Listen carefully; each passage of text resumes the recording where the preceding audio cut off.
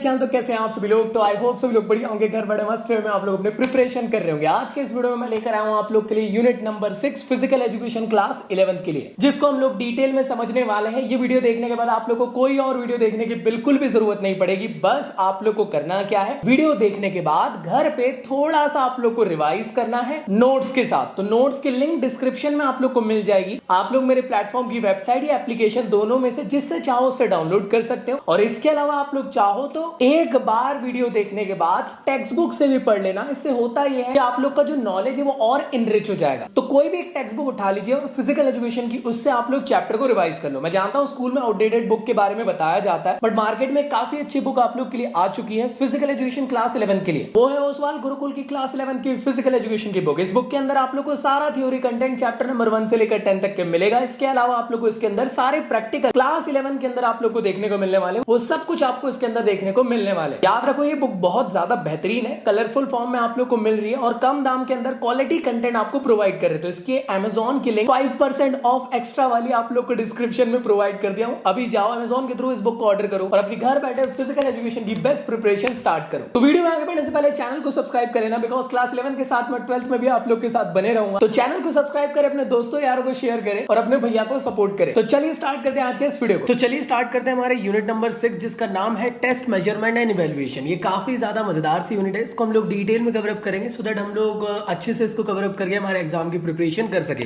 Class 11 के लिए रहने वाला और जो भी चीजें हम पढ़ रहे हैं, जो कंटेंट हम पढ़ रहे हैं, वो 2023-2024 के लिए रहने वाला है। ठीक है दोस्त, याद रखना ये जो पूरा सिलेबस का टॉपिक है ना, यही पढ़ाऊंगा। इसके अलावा बेफिजूल का कोई भी टॉपिक नहीं पढ़ाऊंगा।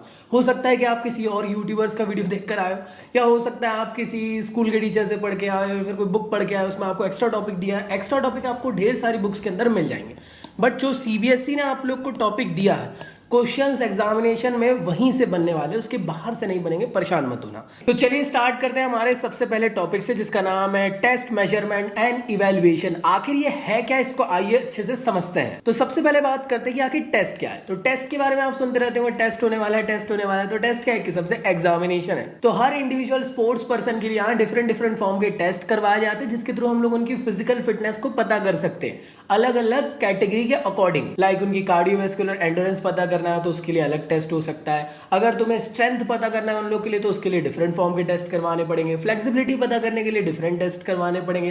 तो ऐसे डिफरेंट डिफरेंट टाइप के टेस्ट होते हैं, जिसके थ्रू तुम लोग डिफरेंट डिफरेंट चीजों को पता कर सकते हो और इन सभी को समराइज करके तुम उनकी फिजिकल फिटनेस को यहाँ पे मतलब डिफाइन कर सकते हो कि क्या वो सही तरीके से है कि नहीं है। तो याद रखना फिजिकल एजुकेशन में ढेर सारे टेस्ट है। मैंने जैसे आप लोग को बताया, चाहे 1 माइल टेस्ट हो, नेशनल फिजिकल एफिशिएंसी टेस्ट हो, मिलर टेस्ट हो, वेबर टेस्ट हो, या कोई भी टाइप का टेस्ट हो, हार्वर्ड स्टेप टेस्ट हो, ऐसे ढेर सारे टेस्ट आप लोग को देखने को मिलेंगे। अगला हमारा टॉपिक होता है मेजरमेंट। तो अब ये मेजरमेंट क्या होता है, तो देखो मेजरमेंट है ना एक ऐसी प्रोसेस है जहां पे तुम लोग यार इंफॉर्मेशन को कलेक्ट कर रहे हो, या डाटा को कलेक्ट कर रहे हो, डेटा को कलेक्ट कर रहे हो। क्लियर दोस्त, किस चीज के लिए, स्पेसिफिकली टेस्ट के लिए।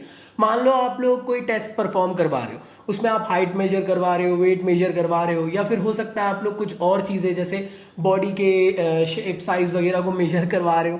तो एक किस्म से वो सब चीजें क्या है, आप डेटा कलेक्ट कर रहे हो, किसके लिए, एक रिस्पेक्टिव टेस्ट के लिए, जिसके थ्रू आप लोग सही तरीके से रिजल्ट निकाल सको। तो टेस्ट के लिए मेजरमेंट बहुत ज्यादा जरूरी होता है। तो याद रखना डिफरेंट डिफरेंट फॉर्म के जितने भी टेस्ट होते हैं, चाहे वो अफार्ड टेस्ट हो, 1 माइल टेस्ट हो, हार्वर्ड टेस्ट हो, या फिर रॉकपोर्ट 1 माइल टेस्ट, वही मैंने रिपीट कर दिया फिर से, या फिर अगर आप लोग कहो तो मिलर टेस्ट हो, इन सभी के अंदर डिफरेंट डिफरेंट फॉर्म के मेजरमेंट्स होते हैं, जिनको हम लोग को करना जरूरी रहता है, जिसके थ्रू एक स्पेसिफिक रिजल्ट निकल के आता है उस टेस्ट का। अगला होता है इवैल्यूएशन। तो इवैल्यूएशन क्या है दोस्त, आपने टेस्ट करे, मेजरमेंट करे और जो उसका रिजल्ट निकल के आया वो इवैल्यूएशन है। कह सकता हूं इवैल्यूएशन आप लोग को प्रोवाइड करता है एक किस्म से रिजल्ट कि आप लोग की क्या वैल्यूज आ रही है स्पेसिफिक चीजों की। मान लो अगर आपने फिजिकल फिटनेस के लिए आप लोगों ने टेस्ट करवाए थे, तो इवैल्यूएशन से तुम पता कर सकते हो कि तुम्हारा फिटनेस लेवल किस हद तक के अच्छा है, बुरा है, क्या है, क्या नहीं है।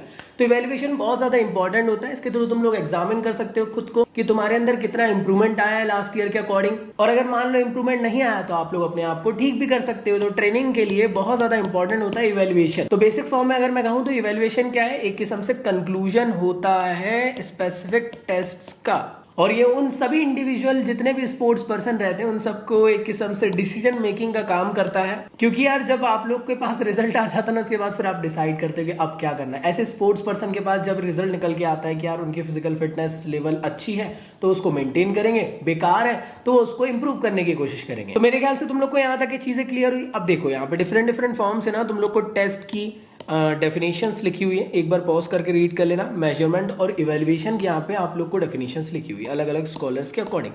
अगर आप चाहो तो इनके अकॉर्डिंग भी कोट कर सकते हो, अगर आप चाहो तो अपने अकॉर्डिंग भी लिख सकते हो, परेशान नहीं होना है आप लोग को। इसके बाद बात करते हैं कि कितने टाइप के टेस्ट होते हैं। तो देखो यार जो एग्जामिनेशन के पॉइंट ऑफ से आपको आ सकता है वो है diagnostic test, formative test, benchmark test और अगला होता है समराइज टेस्ट। जैसे आप लोग देख रहे होंगे सबसे पहला जो टेस्ट है इसका नाम है डायग्नोस्टिक टेस्ट। तो डायग्नोस्टिक टेस्ट एक ऐसे टाइप का टेस्ट होता है कि मान लो कोई भी एजुकेटर किसी भी चीज को समझाने वाला है जिस दिन, उससे पहले वो ना उसके बारे में स्टूडेंट से पूछता है कि आपको कितना पता है यार, बताइए जरा इस चीज के बारे में। तो अलग अलग स्टूडेंट अपनी अपनी राय देते हैं। तो एक किस्म से एक ऐसा टेस्ट है कि जो टॉपिक पढ़ाने से या शुरू होने से पहले एक सिंपल वे का टेस्ट लिया जा रहा है फॉर डायग्नोस्टिक पर्पस के लिए, जिससे कि वो टीचर समझ सके कि जो स्टूडेंट्स यहाँ पे बैठे उनको इस टॉपिक के बारे में कितना पता है। तो ऐसे टाइप के टेस्ट को कहते हैं diagnostic test. So this test is used to diagnose what a student know and does not know. समझ में आया कि वो स्टूडेंट कितना जानते हैं और कितना नहीं। हमेशा याद रखना डायग्नोस्टिक टेस्ट स्टार्टिंग फेज के टाइम पे होता है एजुकेशन के, जिसके थ्रू टीचर्स अपने स्टूडेंट्स को गाइड कर पाए उसके अकॉर्डिंग। अगर कुछ भी नहीं पता होगा तो एकदम बेसिक्स से बताएंगे, अगर थोड़ा बहुत पता हो तो बेसिक्स को छोड़ते हुए आगे बढ़ते हुए, मतलब समझ गए ना मेरी बात मैं क्या कह रहा हूँ। इसके अलावा ना बच्चों के पेरेंट्स के लिए भी बहुत ज्यादा बेनिफिशियल रहता है, उनको एक फीडबैक मिलता है कि आपके बच्चों को कितना पता है इस टॉपिक के बारे में। मतलब शुरू होने से पहले पता हो जाना चाहिए ना कि यार आपका बच्चा जानता भी है कि नहीं जानता है। और जब मान लो कि इससे क्या होगा ना कि यार अगर मान लो कि आपके यहाँ पे मम्मी पापा ने किसी को आप लोग को कोचिंग में भेजे, ठीक है दोस्त, अब आपको कुछ आता ही नहीं है, आपके पेरेंट्स को पहले से पता है इसको तो गधा है, इसको कुछ आता नहीं है, आप इसको अच्छे से पढ़ाओ। 2 महीने कोचिंग गया, उसके बाद पेरेंट्स देखते हैं इवॉल्व होते हुए कि अरे यार 2 महीने कोचिंग जाने के बाद यार इसके अंदर बहुत ज्यादा इंप्रूवमेंट आया है, इसने अपनी प्रिपरेशन को और ज्यादा बेस्ट बनाया। तो मैं कह सकता हूँ कि पेरेंट्स के लिए भी बहुत ज्यादा बेनिफिशियल है कि पहले से जो जान ले कि उनके बच्चे को कितना जानते हैं कितना नहीं। अगला होता है फॉर्मेटिव टेस्ट। फॉर्मेटिव टेस्ट एक ऐसे टाइप का टेस्ट होता है जहां पे जैसे मान लो आपको टीचर्स आप लोग को कोई भी टॉपिक पढ़ा रहे, पढ़ाते पढ़ाते बीच बीच में देखते होंगे ना अलग अलग टॉपिक पूछे, अच्छा चलो बताओ जरा इसके बारे में, अच्छा बताओ जरा इसके बारे में। मतलब क्या, ऐसे टाइप का टेस्ट जो लर्निंग फेज के ड्यूरेशन के बीच में होता रहता है वो कहलाता है फॉर्मेटिव टेस्ट। तो ये बहुत ज्यादा इंपॉर्टेंट होता है, इसके थ्रू ना लर्निंग कैपेबिलिटी बहुत ज्यादा इंप्रूव होती है, क्योंकि मान लो अगर सडन टॉपिक पूछा गया और उसको नहीं बना तो टीचर वहीं के वहीं समझा सकता है, इससे उसका जो नॉलेज है वो और ज्यादा गेन हो जाएगा। तो मैं ये कह सकता हूं कि फॉर्मेटिव टेस्ट जो रहता है वो एक किस्म से गैप्स को भरने का काम करता है। हो सकता है गलती से कोई स्टूडेंट को नहीं समझ में आया और टीचर ने एकदम से स्टूडेंट से पूछ लिया कि बताओ उसके बारे में, और मान लो उसको नहीं मालूम तो टीचर उसको वहीं के वहीं समझा सके। तो याद रखना इस चीज के लिए कि फॉर्मेटिव टेस्ट के बारे में स्कूल जो है नॉर्मली ना रिपोर्ट नहीं भेजता कि आपने अच्छा प्रोग्रेस नहीं करे इस तरीके से। तो याद रखना आपकी डायरी वायरी में किसी भी तरीके का रिमार्क नहीं लिखा जाता है इसके थ्रू। अगला होता है बेंचमार्क टेस्ट। तो एक ऐसे टाइप का टेस्ट है जिसमें कि क्या हो रहा है ध्यान से समझना। ये एक ऐसे टाइप का टेस्ट है जिसमें कि जब आपका पूरा टॉपिक स्कूल में खत्म होने में आ चुका है उसके बाद आपका टेस्ट लिया जाता है। मान लो चैप्टर नंबर 1 कंप्लीट हो गया, उसके बाद आपका स्कूल में टेस्ट ले लिया, या मान लो इस वीडियो में मैंने आपको पूरा टॉपिक पढ़ा दिया, पढ़ाने के बाद आखिरी में मैंने आप लोगों से कुछ एमसीक्यू क्वेश्चंस ले लिया और पूछ लिया, तो वो किस्म से बेंचमार्क टेस्ट होता है। तो ये बेंचमार्क टेस्ट तब लिया जाता है जब स्पेसिफिक टॉपिक को पढ़ाकर खत्म कर दिया जाता है, उसके बाद एग्जामिन करने के लिए ये टेस्ट को लिया जाता है, सो दैट स्कूल के जो टीचर्स है वो ये समझ सके कि उनके स्टूडेंट कितना अच्छे तरीके से नॉलेज को ग्रैस्प कर पाए। और इसके थ्रू ना पेरेंट्स को भी एक फीडबैक मिलता है कि उनके बच्चे स्कूल में कितना फोकस कर पा रहे हैं, कितनी चीजों को नॉलेज को गेन कर पा रहे हैं, ये बहुत ज्यादा मैटर करता है। इसके बाद अगला होता है समेटिव टेस्ट। अब ये समेटिव टेस्ट क्या होता है? समेटिव टेस्ट एक ऐसे टाइप का टेस्ट होता है जिसमें कि आप लोग का पूरा सेशन एंड होने के बाद जो एक फाइनल टेस्ट होता है जिसके थ्रू आप लोग को पूरे सेशन की चीजें पूछी जाती है एक बार में, वो क्या है? समेटिव टेस्ट है। सिंपल वे में अगर मैं कहूं तो जैसे आप लोग का पूरा साल भर प्रिपरेशन हुई आपकी क्लास 11 की और आखिरी में आके आपने फाइनल एग्जामिनेशन दे दी, वो एक किस्म से समेटिव टेस्ट होता है आप लोग के लिए। तो जहां पे स्टूडेंट को अपनी one of the best abilities को शो करना जरूरी है, सो दैट आप बता सको दुनिया को कि जो साल भर आपने पढ़े या सेशन भर पढ़े वो कितना ज्यादा आप लोग को याद रहा। तो मेरे ख्याल से क्लियर है। तीनों को एक बार जल्दी से रैप अप करते हैं। डायग्नोस्टिक टेस्ट ऐसे टाइप का टेस्ट कि कोई भी टॉपिक स्कूल में पढ़ाया जा रहा है उससे पहले आप लोग को टीचर आके ऐसी रैंडमली पूछ लिया, जिसके थ्रू टीचर्स स्टूडेंट को समझ सके कि उनको कितना पता है इस टॉपिक के बारे में। फॉर्मेटिव टेस्ट एक ऐसा टाइप का टेस्ट होता है जो पढ़ाते वक्त आप लोग को बीच बीच में क्वेश्चंस पूछ लिए जाते हैं, वो फॉर्मेटिव टेस्ट है। टॉपिक एंड होने के बाद जो टेस्ट लिया जाता है वो बेंचमार्क है, और पूरे सेशन एंड होने के बाद जो लिया जाता है वो होता है समेटिव टेस्ट। अगला होता है test administration in physical education. तो याद रखना, फिजिकल फिटनेस को मेजर करने के लिए डिफरेंट फॉर्म के टेस्ट हम लोग ऑर्गेनाइज कराते हैं, सो दैट हम लोग ये समझ सके कि वो इंसान फिजिकली फिट है कि नहीं। और फिजिकल फिटनेस को पता करने के लिए डिफरेंट कंपोनेंट्स होते हैं। भाई देखो, ऐसे 5 कंपोनेंट है जिसको देखकर ये पता लगाया जा सकता है कि उस बंदे के अंदर फिजिकल फिटनेस है कि नहीं। तो अब आप बोलोगे ऐसे कौन से 5 कंपोनेंट है जिनको ऑब्जर्व करना पड़ेगा कि अगर ये अच्छे निकले तब हम मानेंगे कि फिजिकल फिटनेस उनकी बेस्ट है। तो उसी के बारे में अब हम लोग पढ़ने वाले। तो सबसे पहला होता है कार्डियोवैस्कुलर एंडोरेंस। कार्डियोवैस्कुलर मतलब क्या होता है? हार्ट और लंग्स की जुगलबंदी। आप जानते हो कि आप जॉगिंग कर रहे हो या दौड़ रहे हो तो आपकी सांस फूलने लग जाती है, ब्लड सर्कुलेशन तेज हो जाता है और रेस्पिरेशन आप लोग का इंक्रीज हो जाता है। हार्ट और लंग्स एक दूसरे से काफी ज्यादा कोरिलेट होकर यहाँ पे वर्क करते हैं, ऑक्सीजन की सप्लाई से लेकर ब्लड के सर्कुलेशन तक की। तो आप एक चीज जानते हो कि मैं अगर आप लोग को कंटिन्यूअस जॉगिंग करने को कह रहा हूँ 3 घंटे तक के, तो आप लोग की सांस फूल सकती है एक लिमिट में आके। हो सकता है कि आप लोग एक टाइम पे आके फटीग कर जाओ। तो ऐसी सिचुएशंस एथलीट के अंदर ना आए, उन सबको चेक करने के लिए हम लोग कार्डियोवैस्कुलर एंडोरेंस कराते हैं। क्यों? क्योंकि आप जानते हो कि स्पोर्ट्स एक्टिविटी बहुत लंबे वक्त तक के चलती है, लॉन्ग ड्यूरेशन तक की एक्टिविटीज चलती है। वहां पे जो एथलीट्स है उनको लंबे वक्त तक के सस्टेन रहना जरूरी है, जहां पे उनको अपनी कार्डियोवैस्कुलर स्ट्रेंथ को ज्यादा इंप्रूव करना जरूरी होता है। इस वजह से हम लोग ना उनकी कार्डियोवैस्कुलर एंडोरेंस को चेक करते हैं, ये पता करने के लिए कि उनका जो हार्ट है वो क्या सही तरीके से स्ट्रांग है भी कि नहीं, कैपेबल है भी कि नहीं, क्या उनके लंग्स हेल्दी है कि नहीं, क्या उनकी ब्लड वेसल सही तरीके से ब्लड सर्कुलेशन को प्रोवाइड कर रही है कि नहीं। तो कार्डियोवैस्कुलर एंडोरेंस को पता करने के लिए हम लोग डिफरेंट फॉर्म के टेस्ट करवाते हैं, जैसे Harvard step test, 12 minute Cooper test और रन या वॉक टेस्ट। अगर आपको इस चीज को इंप्रूव करना है तो आप लोग रनिंग, जॉगिंग, स्विमिंग, साइकिलिंग के थ्रू आप लोग एंडोरेंस को इंप्रूव कर सकते हो। तो अगला जो कंपोनेंट जो फिजिकल फिटनेस के लिए देखा जाता है वो है मस्कुलर स्ट्रेंथ, कि जो भी एथलीट है उसकी मसल्स पावर कितनी ज्यादा है। मसल्स पावर बहुत ज्यादा इंपॉर्टेंट होती है हर स्पोर्ट्स के अंदर। मान लो आपको मैंने बैटिंग के लिए भेजा, और क्रिकेट में बैटिंग तभी अच्छी आप लोग कर सकते हो जो मसल पावर आपकी अच्छी रहे। तो जितनी ज्यादा स्ट्रॉन्ग मसल्स पावर रहेगी उतने ज्यादा लंबे शॉट्स आप मार पाओगे। तो इस वजह से फिजिकल फिटनेस के अंदर ये कंपोनेंट को रखा गया है। हर एथलीट की मसल्स पावर यहाँ पे ऑब्जर्व की जाती है कि लाइक वो कितना हैवी वेट लिफ्ट कर पा रहा है और कितना वो वेट को कैरी कर पा रहा है। तो याद रखना, अगर आप लोग को मस्कुलर स्ट्रेंथ को पता करना है तो वेरियस टाइप के आप लोग को यहाँ पे टेस्ट ऑर्गेनाइज करवाने पड़ेंगे, जिसके थ्रू आप लोग उसको पता कर सकते हो। तो इसके लिए आप लोग यार पुशअप्स कर सकते हो, पुलअप्स कर सकते हो, वेट लिफ्टिंग कर सकते हो, जिसके थ्रू आप लोग पता कर सकते हो उन एथलीट की मस्कुलर स्ट्रेंथ कितनी है। अब अगला होता है मस्कुलर एंडोरेंस। मस्कुलर स्ट्रेंथ अलग चीज है, मस्कुलर एंडोरेंस अलग है। ध्यान से देना,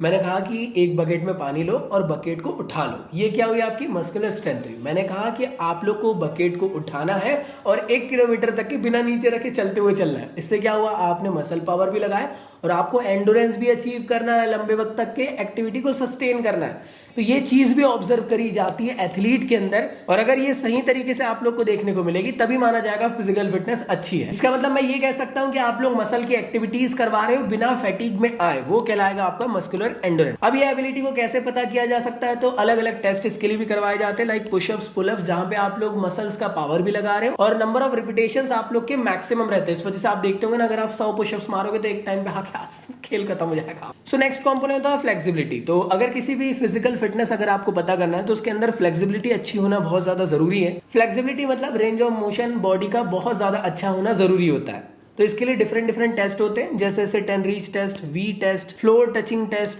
टो टचिंग टेस्ट।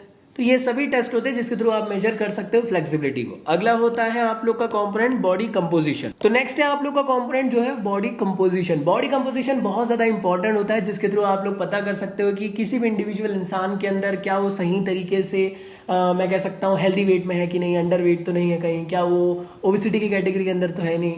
तो मैं कह सकता हूँ मोटे मोटे तौर पे बॉडी कंपोजिशन के थ्रू ना तुम लोग कहीं ना कहीं बॉडी के अंदर मसल और फैट के परसेंटेज को पता कर सकते हो। अब एक चीज तो आप एग्री करोगे ना, अगर किसी के अंदर फैट परसेंटेज ज्यादा रहेगा तो वो कहीं ना कहीं यार अनहेल्दी रहेगा एज कम्पेयर टू जिसके अंदर मसल्स ज्यादा है एज कम्पेयर टू फैट के। तो ये सब चीजें चेक करना बहुत जरूरी होता है किसी भी एथलीट की फिजिकल फिटनेस को पता करने के लिए। तो इसके लिए हम लोग ना BMI नाम का एक टेस्ट करवाते हैं, जिसके थ्रू हम पता कर पाते हैं कि वो एथलीट की बॉडी के अंदर कितना फैट परसेंटेज है, एज कंपेयर टू मसल्स के। तो ये कुछ आप लोग के ऐसे कंपोनेंट्स हम लोगों ने अभी पढ़े जिसके थ्रू हम लोग पता कर सकते हैं कि फिजिकल फिटनेस अच्छी है कि नहीं। तो जैसे मैंने आप लोग को बताया अलग अलग टेस्ट करते हैं, जैसे हार्वर्ड टेस्ट जिसके थ्रू कार्डियोवैस्कुलर एंड्योरेंस पता किया जा सकता है। इसमें आपको एक बेंच के ऊपर खड़े होना, फिर उतरना है, खड़े होना, फिर उतरना, खड़े होना, फिर उतरना।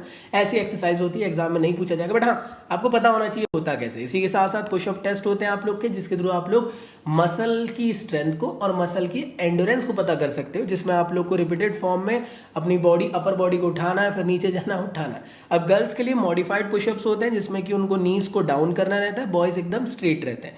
इसके अलावा ना एक और टेस्ट होता है, वो है पार्शियल कर्ल अप टेस्ट, जिसके थ्रू तुम लोग मसल की एंड्योरेंस और स्ट्रेंथ को पता कर सकते हो, स्पेशली एब्डोमिनल की। जैसे देखते हैं ना बेसिक फॉर्म के क्रंचेस करते होंगे अगर आप लोग भी, तो इसी के अलावा फ्लेक्सिबिलिटी को पता करने के लिए सिट एंड रीच टेस्ट करवाया जाता है। एक बेंच होता है सिट एंड रीच नाम का, इसमें आप लोग को नीज को एकदम सीधा रखना है और जितना ज्यादा आप आगे जा सकते हो उतना जाना है। जितना आप आगे जाओगे उतनी फ्लेक्सिबिलिटी आपकी बैक और लोअर बैक की मानी जाएगी। तो यहां तक के टॉपिक मेरे ख्याल से क्लियर है, आई होप क्लियर हो गया होगा। तो चलिए अगले टॉपिक को देखते हैं कि क्या इंपॉर्टेंस होती है टेस्ट की, मेजरमेंट की और इवेल्युएशन की। तो याद रखिएगा ये सब क्यों करवाए जा रहे हैं, ये सब इसलिए करवाए जा रहे हैं सो दैट हम क्लासीफाई कर सके डिफरेंट स्पोर्ट्स पर्सन को उनकी कैटेगरी के अकॉर्डिंग। क्योंकि आप जानते हो कि जब भी सिलेक्शन होता है स्पोर्ट्स पर्सन का तो अलग अलग कैटेगरी यहाँ पे सिलेक्ट की जाती है। 50 kg की अलग होती है, 55 kg की अलग, 60 kg की अलग। आपने देखी होगी ना एथलेटिक्स वगैरह के अंदर अलग अलग कैटेगरी, अलग अलग ग्रुप्स बनाने के लिए बहुत ज्यादा इंपॉर्टेंट होते हैं टेस्ट, मेजरमेंट और इवेल्युएशन। इसके अलावा ट्रेनिंग को और ज्यादा इफेक्टिव बनाने के लिए हम लोग को ये टेस्ट, मेजरमेंट, इवेल्युएशन कराना बहुत जरूरी है, सो दैट इसके थ्रू हम पता कर सके कि कितना इंप्रूवमेंट उसके अंदर आया है और उसके अकॉर्डिंग फिर ट्रेनिंग प्रोग्राम को हम अपडेट कर सकते हैं। और मान लो इवेल्युएशन की रिपोर्ट बहुत अच्छी निकल के आती है तो डेफिनेटली स्पोर्ट्स पर्सन बहुत ज्यादा मोटिवेट होगा और उसके थ्रू अपने परफॉर्मेंस को और बेटर बनाएगा। और इसी के अलावा मैं आप लोग को वही कहना चाहता हूं कि अगर आप लोग ये सारी रिपोर्ट्स वगैरह सही निकल के आती है तो इसके थ्रू आप लोग ना अपने गोल की तरफ आगे बढ़ सकते हो। इसके अलावा आप लोग ये भी चेकआउट कर सकते हो कि इंडिविजुअल स्पोर्ट्स पर्सन के अंदर कितना डेवलपमेंट आपको देखने को मिला है, चाहे उसका न्यूरोमस्कुलर कोऑर्डिनेशन हो, चाहे उसका कार्डियोवैस्कुलर एंड्योरेंस हो, या उसकी फ्लेक्सिबिलिटी हो, या मसल की स्ट्रेंथ हो, कुछ भी हो। और कई बार तो ये होता है कि जो टेस्ट के रिजल्ट्स निकल के आते हैं उसके थ्रू हम पता कर सकते हैं कि यार वो इंडिविजुअल पर्सन जो है कितना अच्छा परफॉर्म करने वाला है अपने स्पोर्ट्स इवेंट में। तो ये सभी इसके इंपॉर्टेंस है। आई होप आप लोग को समझ में आ गए होंगे। आप लोग को 5 पॉइंट लिखकर आना है, इससे ज्यादा कुछ नहीं लिखना है। तो याद रखिएगा आप ऐसा पॉइंट बनाइएगा और उसके अंदर ना ऐसा थोड़ा सा एक्सप्लेन कर देना अपने अकॉर्डिंग। तो नेक्स्ट टॉपिक आप लोग को पढ़ना है जिसमें आपको बीएमआई, वेस्ट हिप रेशियो और स्किन फोल्ड मेजरमेंट को देखना है। तो इसमें जो सबसे पहला टॉपिक है इसका नाम है body mass index. Body mass index एक ऐसे टाइप का टेस्ट होता है जिसके थ्रू तुम बॉडी के अंदर पता कर सकते हो कि फैट का परसेंटेज मसल साइज के कंपैरिजन में कितना है। सिंपल लैंग्वेज में कहूं तो बॉडी मास इंडेक्स के थ्रू तुम पता कर सकते हो कि वो इंडिविजुअल इंसान क्या हेल्दी वेट के अंदर है कि नहीं, क्या वो ओवरवेट के अंदर है, क्या वो अंडर वेट के अंदर है, क्या वो ओबेसिटी के अंदर आता है। तो बीएमआई के अकॉर्डिंग ना आप इन सभी चीजों को पता कर सकते हो। और जब ये सब चीजें आपको पता चल जाएगी ना तो भाई ये कहीं ना कहीं हेल्पफुल तो रहेगा ना। मान लो आप ओवरवेट हो, आपको थोड़ा सा वेट लॉस करना है तो बीएमआई टेस्ट करवा कर ही आप पता कर पाओगे ना कि क्या सच में आप ओवरवेट हो कि नहीं। देखो ऐसा देख कर नहीं बता सकते, आपको स्पेसिफिक वैल्यू निकालनी पड़ती है ना, एक फॉर्मूला रहता है उसके थ्रू। मान लो आप लोग यार हल्के से ओवरवेट हो गए तो आप अपनी डाइट में कस्टमाइजेशन कर सकते हो जिससे थ्रू आप लोग नॉर्मल हो जाओ, या नॉर्मल जो आपको बॉडी वेट हो सके उतना हो जाए। लेकिन उसके लिए आप लोग को पहले पता करना पड़ेगा ना प्रैक्टिकली कि क्या सच्ची में आप लोग ओवरवेट हो कि नहीं। तो इसको पता करने के लिए आप बीएमआई के फॉर्मूले के थ्रू उसको पता कर सकते हो, जिसमें आपको वेट को लेना है केजी में और अपॉन कर देना हाइट के स्क्वायर को, और हाइट लेना आप लोग को मीटर में। ये वैल्यू रखने के बाद आप लोग का बीएमआई का स्कोर लेट से आता है 18.5 से लेकर 24.9 के बीच में। तो आप लोग नॉर्मल बॉडी वेट के अंदर हो। नॉर्मल बॉडी वेट मतलब ऐसा वेट जो आपकी हाइट और आपके वेट के according one of the best हो। इसमें आप बहुत अच्छे गुड लुकिंग दिखोगे, पॉस्चर बढ़िया रहेगा, है ना, मतलब वन ऑफ द बेस्ट रहेगा, जिससे कि आप डिसीजेस से दूर रहोगे, सब कुछ। अगर आप लोग का 18.5 से कम आता है तो आप अंडर वेट के अंदर हो, आपको वेट गेन करने की कोशिश करनी चाहिए। तो अगर मान लो आप लोग 25 से लेकर 29.9 के बीच में आते हैं तो आप ओवर वेट की कैटेगरी में आओगे। तो इस वजह से आपको हल्का सा अपना बॉडी वेट को ड्रॉप करना चाहिए एक नॉर्मल वेट में आने के लिए। और अगर 30 के अबव आता है तो आप ओबेसिटी के अंदर आते हो, मोटापे के अंदर, एक्सट्रीम मोटापे के अंदर भी आ सकते हो अगर 34.0 के ऊपर आए तो। अब मुझे एक बात बताओ, अगर आपको ये चीज पता चल जाए तो डेफिनेटली जो आपके ट्रेनर है या डाइटिशियंस है वो आपके वर्कआउट में, आपके डाइट में कहीं ना कहीं कस्टमाइजेशन करेंगे आपके गोल्स के लिए। हाँ जी, तो इस वजह से इस टेस्ट को करवाया जाता है। सो नेक्स्ट आप लोग का होता है वेस्ट टू हिप रेशियो। ये एक ऐसे टाइप का टेस्ट है जिसके थ्रू तुम पता कर सकते हो कि यार आपकी बॉडी के एब्डोमिनल के आसपास वाले, हिप वाले रीजन के अंदर कितना फैट आप लोग का कंटेंट हो चुका है। आप जानते हो कि जो वर्स्ट फैट होता है बॉडी का, वो सबसे ज़्यादा आपके बटलॉक वाले एरिया या पेट के आसपास या आप लोग का कहीं ना कहीं आपको देखने को मिलता है। तो इसको मेजर करना बहुत ज़्यादा ज़रूरी है कि क्या आप लोग एक एवरेज कैटेगरी के अंदर हो कि नहीं, या फिर आप लोग के अंदर कुछ है ही नहीं यहाँ पे, या हो सकता है कि आप लोग कुछ ज़्यादा ही आप लोग का पेट और हिप का रेशियो यहाँ पे देखने को मिल रहा है। तो इसके थ्रू हम लोग यहाँ पे पता कर सकते हैं। करना क्या रहता है, कुछ भी नहीं आप लोग को ऐसा खास करना है। आप लोग की जो कमर है वहाँ की सरकमफेरेंस आप लोग को नाप लेना टेप से, ऐसे जैसे वो कुर्ते वाले भैया मेजर करते हैं। तो याद रखना वेस्ट का वो वाला हिस्सा आप लोग मेजर करना जो सबसे ज़्यादा स्लिम हो, क्लियर दोस्त। और हिप का वाला रीजन को आप लोग को मेजर करना है जो सबसे ज़्यादा ब्रॉडर हो, है ना। लड़कियां लोग ऐसा नहीं करना कि भैया यहाँ पे हम लोग इसको दुबला कर लिए और यहाँ पे जिससे कि नहीं। अगर आपको पता करना है लिटरली, और अगर आप चाहते हो कि यार सच में आपको इम्प्रूव करना है अपने आप को, तो सही तरीके से इसको कैलकुलेट करना है, ठीक है। तो जो मेजरमेंट आप लोग को देखना है वो नैरोएस्ट पॉइंट में देखना है, और यहाँ पे जो हिप का रेशियो है वो वाइडेस्ट पॉइंट में देखना है। तो हिप की जो वैल्यू उसको रखना है, सॉरी वेस्ट की वैल्यू अपॉन हिप की वैल्यू रखना है। जो वैल्यू निकल के आपकी आएगी तो उसके थ्रू तुम चेकआउट कर सकते हो कि हेल्थ रिस्क कितना ज़्यादा आपको है, या आपकी बॉडी के अंदर फैट का जो लेवल है क्या कितना है वो, ठीक है ना। तो अगर आप लोग 0.81 से लेकर 0.85 के बीच में आओगे तो आप मॉडरेट कहलाओगे। अगर 0.5 के ऊपर आओगे तो आप हाई के अंदर आओगे, हाई रिस्क के अंदर। ये वुमन के लिए हो गया। मैन के लिए होता है 0.95 से कम आ रहे हो तो लो के अंदर है, 0.96 से लेकर 1 के बीच में आ रहे तो मॉडरेट है, और 1 से ज़्यादा आ रहा है तो हाई कहलाएगा ये। तो बहुत ज़्यादा इंपॉर्टेंट टेस्ट है, इसके बारे में आपको पता होना चाहिए। इसके थ्रू तुम लोग यार अगर देखो ये वैल्यूज आपको पता चल गई तो यार डेफिनेटली आप अपनी डाइट्स में वर्कआउट में आप फोकस करोगे तो जो आपका वेस्ट टू हिप रेशो है इसको आप लोग और इंप्रूव कर सको, जो आप लोग का नॉर्मल होना चाहिए वो कर सको। क्योंकि अगर आप लोग इस चीज़ों को फोकस नहीं करोगे ना तो याद रखना आपके एब्डोमिनल के आसपास जितना ज़्यादा फैट इंक्रीज होते हुए चलेगा कहीं ना कहीं वो आगे जाके कार्डियोवैस्कुलर डिसीजेस कर सकता है। ओबेसिटी जैसी मेजर प्रॉब्लम आपको तो वैसे भी देखने को मिलेगी, डायबिटीज जैसी प्रॉब्लम हो सकती है। तो इन सब चीज़ों को ना इंप्रूव करने के लिए टेस्ट करवाया जाता है। अगला होता है स्किन फोल्ड टेस्ट। तो स्किन फोल्ड टेस्ट एक ऐसे टाइप का टेस्ट होता है जिसमें कि आप लोग क्या करते हो, double layer of skin, underline जो फैट टिश्यू होता है ना आपकी बॉडी का, उसको यहाँ पे मेजर किया जाता है सो दैट आपकी बॉडी का फैट परसेंटेज मेजर किया जा सके। अगर आप लोग को इसको मेजर करना है तो आपको अपनी स्किन को हल्का सा लिफ्ट करना पड़ेगा और ऐसा चेक करना पड़ेगा। किसके थ्रू, तो देखो जैसे आप देख रहे होंगे इस तरीके का एक कैलिपर होता है और आपको इस तरीके से स्किन को उठाना है। जैसे आप लोग वीडियो के साइड में भी देख पा रहे होंगे, एक दीदी आप लोग को दिख रही होगी जो इस पोर्शन का आप लोग देख रहे होंगे साइड में, वहाँ पे मेजरमेंट ले रही होंगी। इसी तरीके से एक कैलिपर के थ्रू ऑब्जर्व करें आप लोगों ने, वहाँ पे एक वैल्यू आप लोग को देखने को मिलेगी कैलिपर की, उसके थ्रू आप मेजर कर सकते हो कि फैट परसेंटेज कितना है। कैलिपर जितना ज़्यादा कम यहाँ पे ओपन होगा उतनी अच्छी बात है कि फैट परसेंटेज आपका लो है, जितना ज़्यादा ये ओपन होने वाला है मतलब फैट परसेंटेज ज़्यादा है। तो इसका स्पेसिफिक चार्ट होता है, कोई रटने की जरूरत नहीं है, बस पता होना चाहिए। दूसरी चीज़, मेल के अंदर कहाँ कहाँ पे कौन कौन सी साइड पे आप लोग को मेजर करना रहता है ये स्किन फोल्ड टेस्ट, तो याद रखना चेस्ट पे, एब्डोमिनल पे और थाइस पे। लड़कों के लिए 3 जगह है, लड़कियों के लिए डिफरेंट है, ठीक है ना दोस्त। तो जो ट्राइसेप्ट हो गया, सुप्राइलियस हो गया, अभी जैसे देखे होंगे आपने वीडियो में वो दीदी को यहीं पे वाले एरिया पे चेक किया गया था, और अगला होता है थाइस। तो यहाँ पे आप लोग को चेक करना रहता है, इसके थ्रू आप लोग वैल्यूज कैलकुलेट करते हो। कोई आपको नहीं पूछेगा कैसे करते हो क्या करते हो, बस आपको पता होना चाहिए टेस्ट क्यों हो रहा है, कैसे हो रहा है, किस इंस्ट्रूमेंट के थ्रू हो रहा है और क्या मेजर किया जा रहा है। इसके बाद आप लोग का नेक्स्ट टॉपिक है जिसका नाम है सोमैटोटाइप। सोमैटोटाइप जो है ये रिफर करता है आपके इंडिविजुअल बॉडी शेप को। तो ह्यूमन की किसी भी बॉडी शेप को अगर अंडरस्टैंड करना है तो सोमैटोटाइप से आप लोग समझ सकते हो।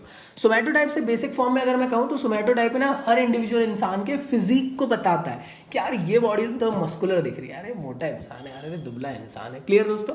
अब याद रखना है जो सोमैटोटाइप, अगर आपको इसको समझना है तो आपको ना विलियम एंड हर्बर्ट शेल्डॉन मेथड एक होती है जिसके थ्रू तुम लोग इसको क्लासिफाई कर सकते हो 3 कैटेगरी में फिजिकल अपीयरेंस के तौर पे। अगर आप इन तीनों बॉडी शेप को ऑब्जर्व करोगे तो एंडोमॉर्फ जो है देखकर ही समझ में आ रहा है मोटा ताजा बॉडी शेप है, बॉडी के अंदर बहुत ज्यादा फैट परसेंटेज ज्यादा है। यहाँ पे शोल्डर वाइड नहीं है, हिप वाइड आपको देखने को मिल रहा है, बहुत ज्यादा फैट है अपर आर्म्स में, थाइज में, और मेजर ओबेसिटी कैटेगरी के अंदर आप लोग को देखने को मिल रहा है। सोमैटोटाइप की रेटिंग अगर यहाँ पे दी जाए तो वो होती है 711 की, इसको याद रखना है आपको। इसके बाद अगला होता है मीजोमॉर्फ शेप। तो मीजोमॉर्फ देखकर समझ में आ रहा है one of the best body physique जो लड़कों के लिए वी बॉडी शेप होती है, जिसमें कि शोल्डर ब्रॉड होने चाहिए और एब्डोमिनल जो है वो नैरो होना चाहिए। यहाँ पे आप लोग देख रहे होंगे मस्कुलर बॉडी देखने को मिल रही है, फोर आर्म्स आप लोग को देखने को मिल रहे हैं स्ट्रॉन्ग, थाइज स्ट्रॉन्ग है। यहाँ पे आप लोग की बॉडी के अंदर बहुत लो अमाउंट में बॉडी फैट होता है। सोमैटोटाइप की रेटिंग यहाँ पे दी जाए तो 171 की रेटिंग दी जाती है। अगला होता है एक्टोमॉर्फ। तो एक्टोमॉर्फ क्या होता है, एकदम दुबले टाइप के लड़के जो रहते हैं ना, वो केटीएम वाले लड़के तो ऐसा नहीं यार, मजाक नहीं बता रहा हूँ, तो मैं भी दुबला ही था पहले के टाइम में। हाँ जी भाई, तो नैरो शोल्डर रहते हैं इसमें, हिप भी एकदम नैरो रहते हैं, बॉडी फैट परसेंटेज भी लो रहता है, मसल साइज भी लो रहता है, और साथ ही साथ एकदम ही थिन थिन आर्म्स और लेग्स सब कुछ रहते हैं एकदम ऐसा, मतलब बहुत ही दुबले से दिखते हैं। क्लियर दोस्त? सोमैटो टाइप की रेटिंग की बात करी जाए तो 117 होती है। रटे हुए रहना पड़ेगा, एग्जाम में मेंशन करके आना है। एक्टोमॉर्फ में क्या थी? 117। मीजोमॉर्फ में 171, और इसमें कितनी थी? 711। तो सोमैटो टाइप को हम लोगों ने यहाँ शेल्डॉन भैया के थ्रू समझने की कोशिश करें, एंडोमॉर्फ, मीजोमॉर्फ और एक्टोमॉर्फ। तो आप लोग से रिक्वेस्ट है, प्लीज एक बार इसको आप लोग पॉज करके पढ़ सकते हो, सो दैट आप लोग समझ पाओ। अब मुझे एक बात बताना, one of the best physique कौन सी होगी? मीजोमॉर्फ। समझ में आया? इससे बढ़िया फिजिक आपको देखने को नहीं मिलेगी। और मैं चाहता हूं कि अगर आप एक्टोमॉर्फ में हो तो मीजोमॉर्फ में आने की कोशिश करो, एंडोमॉर्फ में हो तो मीजोमॉर्फ में आने की कोशिश करो, जिससे आप लोग डिसीजेस से दूर रहोगे, हेल्दी लाइफस्टाइल जियोगे, और one of the best physique आप लोग की दिखेगी। अगला और लास्ट टॉपिक आपका होता है measurement of health related fitness. मतलब कौन कौन से टाइप के ऐसे मेजरमेंट्स वगैरह करने चाहिए जो आप लोग को फिटनेस के चेकआउट के दौरान आपको देखने को मिलने वाले हैं। तो इसके लिए आप लोग ना एंथ्रोपोमेट्रिक मेजरमेंट करते हो। ये एक ऐसे टाइप के मेजरमेंट्स होते हैं जिसमें आप लोग height, weight, arms, legs, waist की सरकमफरेंस, स्किन फोल्ड टेस्ट वगैरह करवाते हो, सो दैट आप लोग बॉडी के अलग अलग चीजों को मेजर कर पा रहे हो। याद रखना, किसी भी फिजिकल फिटनेस टेस्ट को करवाने के लिए मेजरमेंट करवाने बहुत ज्यादा जरूरी रहते हैं, अदरवाइज आप लोग की दिक्कतें आ सकती है। और ये मेजरमेंट भी सही तरीके से होना बहुत ज्यादा जरूरी है। अब कौन कौन से टाइप से आप लोग मेजरमेंट करवाते हो, कैसे कराते हो? सबसे पहला होता है हाइट को मेजर करने के लिए आप लोग को स्टेडोमीटर नाम का एक डिवाइस है, इस तरीके से जैसे आपने देखे होंगे यार 50 बार, इसके थ्रू ही आपको मेजर करना है। ऐसा नहीं कि टेप लेकर यहाँ से मेजर कर लिए, आगे पीछे वैल्यू आ सकती है, हमको एरर नहीं करना है। तो इससे आप लोग एग्जैक्ट वैल्यू निकल के आएगी आपकी हाइट की। इसके अलावा अगर आपका अगली चीज देखे वेट, तो वेट को मेजर करने के लिए आप लोग को बेसिकली वेट मशीन का ही यूज करना है ना, तराजू यूज मत कर लेना, थोड़ा बहुत एरर आ जाएगा उसमें भी। अगला होता है आर्म लेंथ। तो अगर आपको अपने आर्म की टोटल लेंथ को पता करना है तो आपको मेजरमेंट यहाँ से यहाँ तक करना जरूरी है। इसी के साथ साथ दोस्तों, अगर आपको अपर आर्म की लेंथ को पता करना है तो उसके लिए पहले आपको अपने हाथ को 90 डिग्री में, मतलब एल्बो के पास से मोड़ना पड़ेगा, और यहां से लेकर यहां तक के मेजर करना है। ये है आप लोग का अपर आर्म की लेंथ। और अगर आपको फोर आर्म्स की लेंथ पता करना है तो वो यहां से यहां होती है। इसके अलावा अगर आपको लेग्स की लेंथ को पता करना है तो भाई उसके लिए आप लोग को यहां से लेकर यहां तक के मेजर करना पड़ेगा। इसके अलावा और कुछ नहीं होता है। इसके अलावा और भी हो सकता है, जैसे स्किन फोल्ड वाली चीज, जिसके लिए आप लोग कैलिपर का यूज कर रहे थे, जिसके थ्रू आप लोग बॉडी परसेंटेज को पता कर रहे थे, बॉडी फैट के परसेंटेज को। तो आई होप ये वीडियो तुम लोग को काफी ज्यादा अच्छा लगा होगा। इसमें आप लोगों ने सभी चीजों को अच्छे से कवर अप कर लिए होंगे और क्लास 11 की प्रिपरेशन आप लोग की अच्छी हो गई होगी। बस ईमानदारी से मेरे प्रीमियम नोट्स के साथ आप लोग अच्छे से एक बार रिवाइज कर लेना, और लगे तो आप लोग बुक के साथ भी रीड कर सकते हो, जिससे कि आप लोग की प्रिपरेशन और ज्यादा एनहांस हो सके। सो मिलता हूं नेक्स्ट वीडियो में, जब तक के लिए गुड बाय।